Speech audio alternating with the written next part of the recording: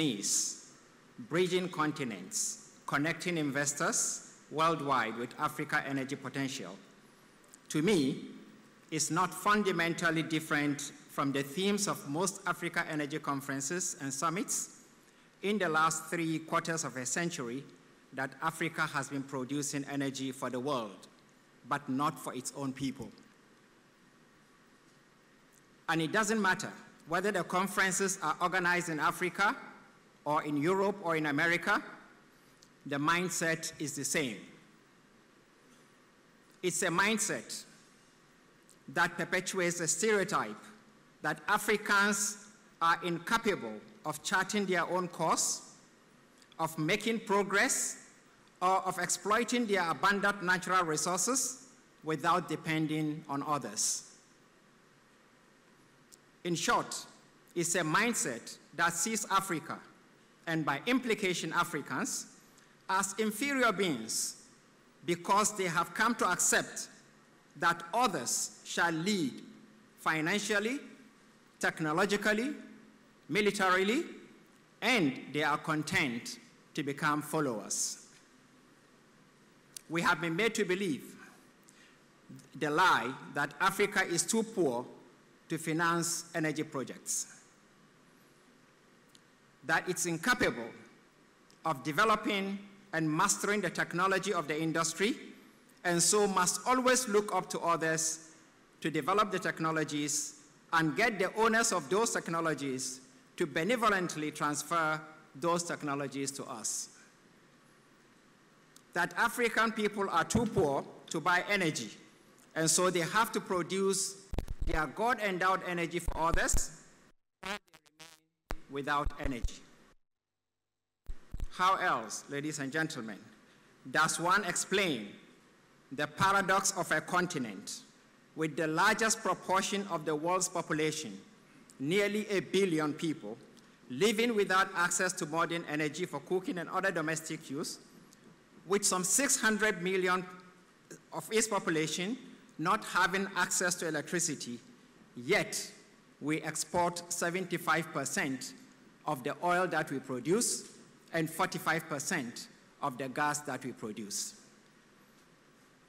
Excellencies, ladies and gentlemen, if Africa must change for the better and do so with the speed that its teeming youth population expects, we need to critically question many of the received wisdoms that shape the thoughts of our leaders and our people, including our academia, our media, our politicians, our military, our businessmen and women, and our industrialists. It is the recognition of this need for Africa to look within first to solutions, to find solutions to its challenges, that informed APPO's decision to partner with Afrexim Bank to found the Africa Energy Bank, AEB.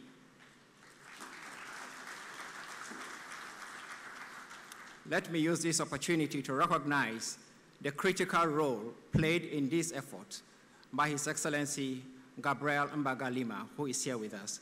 Professor Olama, thank you very much. Permit me also to recognize the members of the APPO Ministerial Council, some of who are here with us today, for their foresight and their resolve to win Africa energy industry from overdependence on foreign finance. We will have ample time in the next couple of days to talk about the Africa Energy Bank, whose headquarters the Federal Republic of Nigeria is hosting just a short distance from here.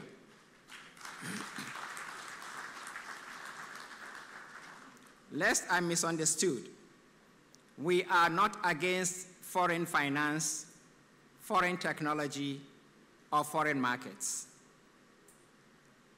What we are saying is that we should look within first, do our utmost best to address our challenges, be they financial, technical, or markets, and go out only when we have exhausted all our internal possibilities. And this we can do best as a collective. In other words, 54 African countries pretending that they have what it takes to be industrialized, developed, and get to 1 trillion, or what Kiari will say, 3 trillion or more, we are just pretenders.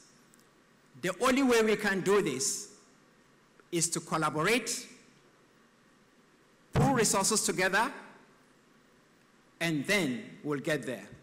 But if everybody sits here thinking that we want to protect our sovereignty, we don't want to have anything to do with our next country, everybody who thinks that it is the leader in Africa will continue to be downtrodden. No one African country has all it takes to address the challenges that today's energy world poses to the African continent. But working together in cooperation and collaboration, we have all it takes to surmount all the challenges. The time has come for Africans to decolonize their minds, take our destinies into our own hands, so that future generations of Africans will inherit a better Africa.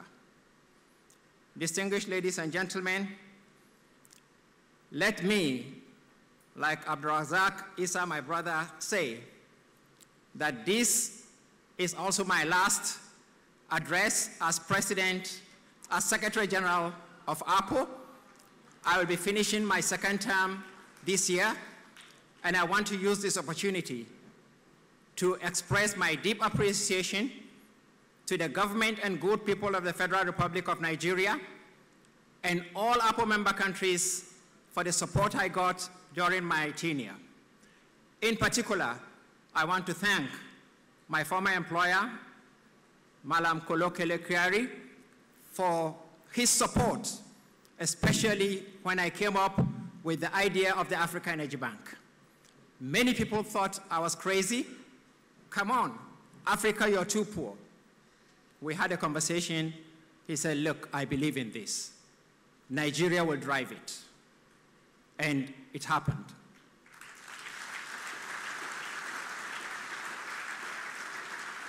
Today, Nigeria, through the NNPC, is the highest contributor to the Africa Energy Bank Fund.